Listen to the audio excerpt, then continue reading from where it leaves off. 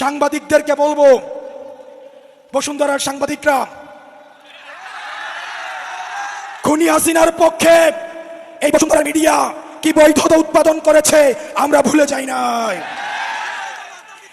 এই বসুন্ধরা গ্রুপের সাংবাদিকরা আবার নগ্ন হয়ে অপরাধের বৈধতা উৎপাদনের জন্য আবার নেমে পড়েছে, আবার আরেকটা একাকার ঘটাতে তারা ষড়যন্ত্র করছে।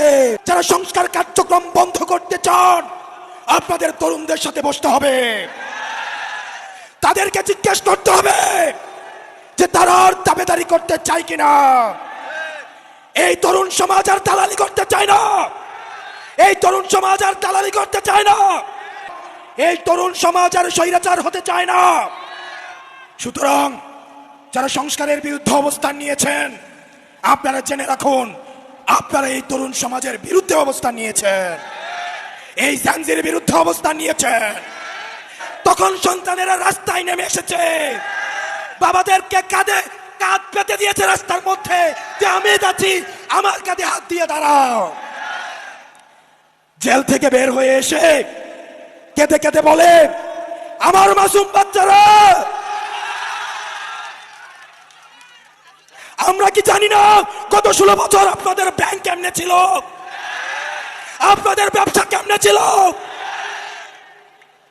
আমরা সব জানি।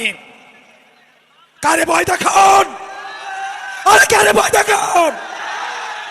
আমাদের হারানোর কিছুই নাই। ডিসিএসপিদের বলছি, আপনারা যে ভালো ব্যবহার করছেন আমরা জানি, আপনারা চিপায় পড়ে আমাদের সাথে ভালো ব্যবহার করছেন।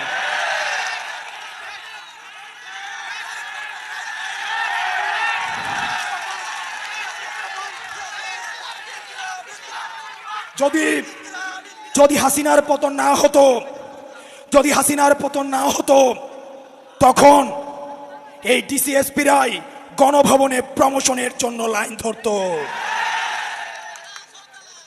আমরা সাংবাদিকদেরকে দেখছি,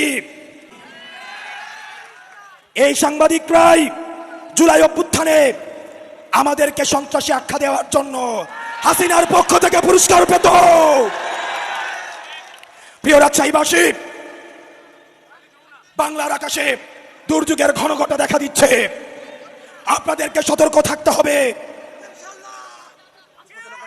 আমরা বেঁচে থাকতে আর বাসা থেকে কাউকে উঠিয়ে নিয়ে গুম হতে দেওয়া যাবে না।